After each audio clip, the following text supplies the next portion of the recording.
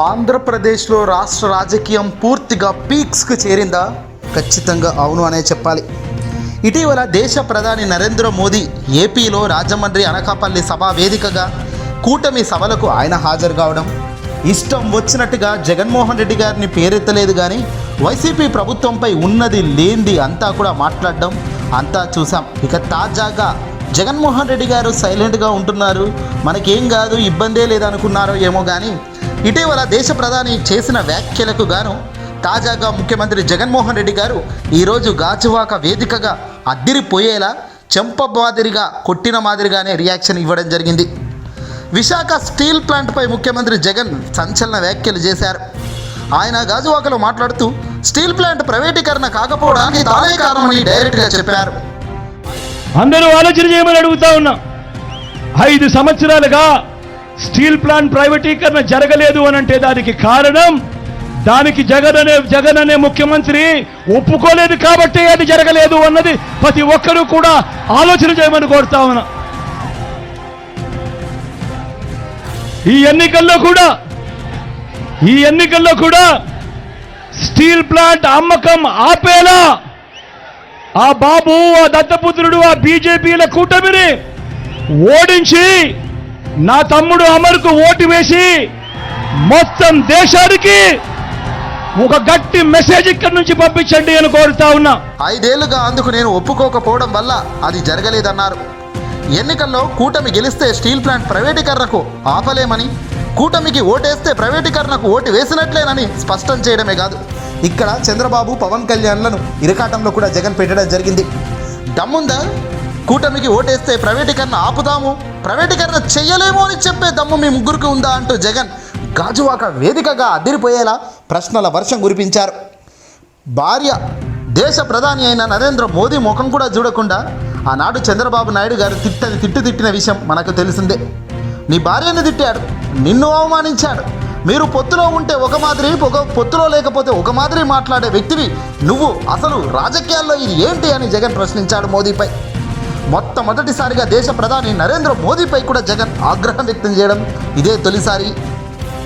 వాస్తవానికి ఇక్కడ దేశ ప్రధాని నరేంద్ర మోదీ రాజకీయాల పూర్తిగా పతాళంలోకి తొక్కుతూ వేస్తున్న అడుగులు నిజంగా బ్యాడ్ అనే చెప్పాలి. ఏ చంద్రబాబు నాయుడునైతేనే వెన్నుపోటుదారుడు అన్నాడు, ఏ చంద్రబాబు నాయుడునే పోలవరం ఏటీఎం మాదిరిగా వాడుకొని తింటున్నాడు అని మోదీ స్వయంగా అన్నాడు. నీ మాదిరిగా పిల్లనిచ్చిన మామను వెన్నుపోటు పొడవలేను నేను అని నరేంద్ర మోదీ కామెంట్ చేసింది మర్చిపోయాడా మోదీ గారు? బహుశా ఇప్పుడు కూటమిలో జతకట్టాడు కాబట్టి ఆయనను భజన చేస్తున్నాడు. ఆయన కన్నా గొప్ప నాయకుడే లేడు అంటూ పోజులు కొడుతున్నారు. నిజంగా మరి అప్పుడు మీరు చెప్పిన మోదీ మాటలు నమ్మాలా, ఇప్పుడు 2024లో డ్రామాల మోదీ గారిని నమ్మాలా అంటూ జగన్ నేరుగా గాజువాక ప్రజలను ప్రశ్నల వర్షంతో కడిగి పారేశారు. దీంతో దిక్కు దోచని పరిస్థితుల్లో ఇప్పుడు కూటమి డిఫెన్స్లో పడింది. నిన్న మొన్నటి దాకా జగన్ సైలెంట్గా ఉండడం, పెద్దగా కేంద్రం పెద్దల జోలికి వెళ్ళకపోవడంతో జగన్ పోడు భయపడుతున్నాడు, ఇది అది అంటూ ఎల్లో మీడియాలో రెచ్చిపోయే కథనాలు వచ్చాయి. కట్ చేస్తే జగన్ వీటికి చెక్ పెట్టేశాడు. చూస్తూ ఏకంగా ఈసీ రెచ్చిపోతుంది. చూస్తూ జగన్పై ప్రతిసారి కేంద్ర పెద్దలు దురుసుగానే మాట్లాడుతున్నారు. ఎన్నికలు దగ్గరకు వస్తున్న నేపథ్యంలో వాళ్ళు డోసు పెంచుతుంటే ఇక జగన్ ఎందుకు ఊరుకుంటారు? ఖచ్చితంగా ఊహించని షాక్ ఇవ్వక తప్పదు అన్నట్టుగానే తాజాగా ఈ దెబ్బ కొట్టాడు. స్టీల్ ప్లాంట్ అమ్మకానికి ఆమోదం తెలిపినట్టే వాళ్లకు ఓటు వేస్తే అని జగన్ కరాఖండిగా చెప్పారు. ఒకటే అనిపించింది, రాజకీయాలలో ఇదే చంద్రబాబు, ఇదే దత్తపుత్రుడు, అటు మోడీ గారిని అప్పట్లో అటు మోడీ గారు ఇదే చంద్రబాబు గురించి గత ఎన్నికల ముందు ఏమన్నారో ఒక్కసారి గుర్తుకు తెచ్చుకోండి అని మిమ్మల్ని అందరినీ కూడా కోరుతా ఉన్నా. విశాఖ రైల్వే జోన్కు భూములు మేము ఇచ్చినా కేంద్రం తీసుకోలేదని మోదీ, చంద్రబాబు, పవన్ కళ్యాణ్ కలిసి డ్రామాలు ఆడుతున్నారు ఏపీలో అని జగన్ గట్టిగానే ఇచ్చి పారేశారు. దీంతో ఒక్కసారిగా అంతా కూడా కంగు తిన్నారు.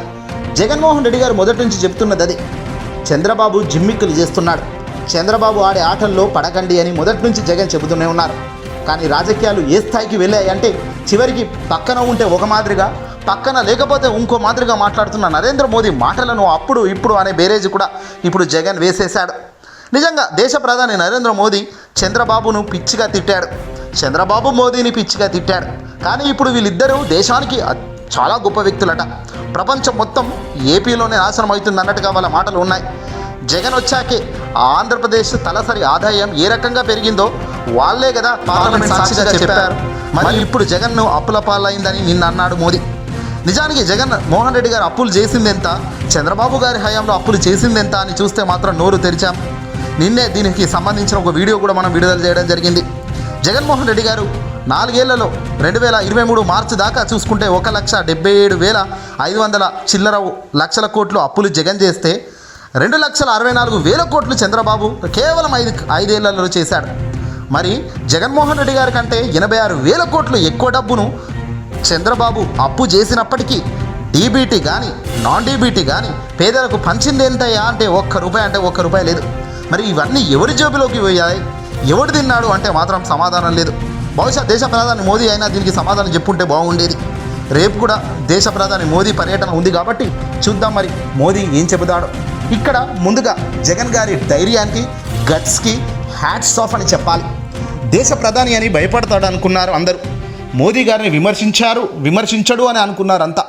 కానీ తప్పు అని తెలిస్తే తప్పు అని చెప్పడానికి వెనకడుగు వెయ్యను అనే తట్టు జగన్ ఈరోజు గాజువాక సభలో నిరూపించడం జరిగింది. ఎందుకు అసలు ఈ కూటమి చెప్పలేకపోతున్నారు అంటూ జగన్ ప్రశ్నల వర్షం కురిపించారు. ముగ్గురు కలిసి అసలు ప్రజలకేం చెప్తున్నారయ్యా అంటూ ఆయన డైరెక్ట్ అనేశాడు. మీ ముగ్గురు కలిసి జతగట్టి అసలు ప్రజలకు ఏమైనా ఉపయోగం ఉందా అంటూ ఆయన ప్రశ్నించారు. విశాఖ స్టీల్ ప్లాంట్ ప్రైవేటీకరణ జరగదు, ఆపేస్తున్నాము అని ముగ్గురు ఏదైనా దమ్ముందా ప్రకటించేదానికి అన్నారు. ఏపీకి ప్రత్యేక హోదా తెస్తాము, ఖచ్చితంగా ఇస్తాము అని ప్రకటించే దమ్ము మీకుందా అని జగన్ ప్రశ్నించాడు. విభజన చట్టంలోని హామీలను అమలు చేసి ఆంధ్ర రాష్ట్రంను అగ్రస్థానంలో నిలబెట్టేందుకు కృషి చేస్తాము అని చెప్పే ధైర్యం మీ ముగ్గురుకుందా అని జగన్ ప్రశ్నించారు. ఈ వేటికి సమాధానం చెప్పని పిచ్చి కూటమి పిచ్చి లెక్కలు చెబుతూ ప్రజల మీద పడేడుస్తున్నారు. ఒకడొచ్చి 6 గ్యారెంటీలు అంటాడు, ఇంకోడొచ్చి మేనిఫెస్టో కూటమి మేనిఫెస్టో అంటాడు. సరే మరి కూటమి మేనిఫెస్టోకైనా మోదీ మద్దతు ఉందా? కూటమి మేనిఫెస్టోలో కనీసం ఫోటో లేదు మోదీ గారిది. కనీసం దాన్ని పట్టుకొని ఫోటో దిగేందుకు కూడా ఇష్టపడలేదు ఆ రోజు తెలుగు బీజేపీకి సంబంధించిన అధ్యక్షులు. మరి ఇలాంటి స్థాయిలో మేనిఫెస్టోలు విడుదల చేస్తున్న ఈ ముగ్గురిని నమ్మాలా, సింగిల్గా నిలబడ్డ మాట మీద నిలబడుతున్న వ్యక్తిని నమ్మాలా అన్నదే ఇప్పుడు ప్రజలు డిసైడ్ చేసుకోవాల్సిన టైం వచ్చింది. ఏదేమైనా ఆవేశపడమాకండి, అబద్ధాలు నమ్మమాకండి. ఇంకా 2-3 రోజుల్లో ఇంకా బీభత్సమైన అబద్ధాలు చెప్పవచ్చు, బీభత్సమైన కుట్రలకు పన్నవచ్చు. కానీ ఒక్కటి మాత్రం మీరు ఆలోచన చేయండి, ఓటు వేసేటప్పుడు మాత్రం ఎవరు మనవాడు, ఎవడు మన ఇంటికి మేలు చేసేవాడు, రాబోయే కాలంలో మన ఇంటిని కాస్తో కూస్తో మేలు చేసేందుకు కృషి చేసేవాడు ఎవడో అన్నది ఆలోచన చేసి ఓటేయండి. అంతేగాని పిచ్చి కూటమిలకు వంగకండి. అనవసరంగా ఒక్కసారి కూటమికి కనుక మనం ఛాన్స్ ఇస్తే మన జీవితమే భిన్నమయ్యే ఛాన్స్ కనబడుతుంది తప్ప ఎదిగే ఛాన్స్ లేదు. ఆలోచన చేసి అడుగులు వేయండి మిత్రులారా. ఈ వీడియోని అసలు లైక్ కొట్టి షేర్ చేయండి.